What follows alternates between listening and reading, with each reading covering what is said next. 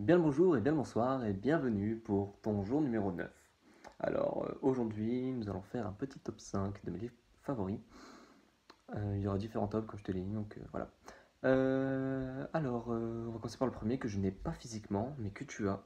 C'est Les Reliques de la Mort. Harry Potter, J.K. Rowling, Les Reliques de la Mort.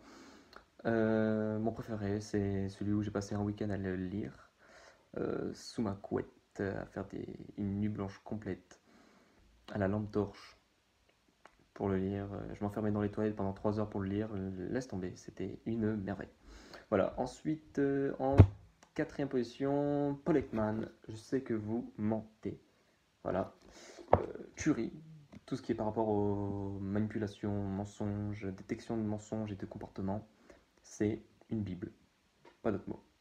Ensuite, Sherlock, Sherlock Holmes, la résurrection de Sherlock Holmes. Alors j'ai beaucoup apprécié les anciennes nouvelles de Sir Conan Doyle, mais la résurrection de Sherlock Holmes, je sais pas, il y a un petit feeling sur les histoires et tout. En plus, j'ai réussi à en deviner quelques-unes. J'étais très fier de moi. Donc voilà. Si un jour on regarde la série A2, tu comprendras pourquoi j'aime beaucoup la chute du Reichenbach et la suite. Même si elle n'est pas vraiment tirée des livres, mais bref. Ensuite, le deuxième, j'ai beaucoup hésité. Enfin, entre le premier et le deuxième, puisque c'est le dernier tome de Fermat.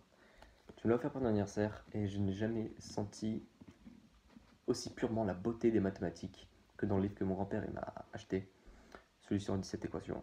Avec du recul, lorsque j'y pense, le dernier tome de Fermat, c'est vraiment une merveille. Je transpire le maths, je vois les maths, c'est fou. Il m'a apporté beaucoup de choses et quand il m'a apporté des choses, notamment en cours pour comprendre des choses, alors merci beaucoup pour ce cadeau. Et le 1 de mon auteur préféré, c'est Inferno. Inferno Dan Brown, franchement, c'est une course-poursuite, enfin, une course qui te laisse en haleine de A à Z. C'est une tuerie avec une bonne fin, une bonne conclusion. Tout ce que j'aime chez Dan Brown, c'est il maintient le rythme. Et donc, c'est une pure merveille. Voilà, donc c'était mon top. Bonne journée, bonne soirée.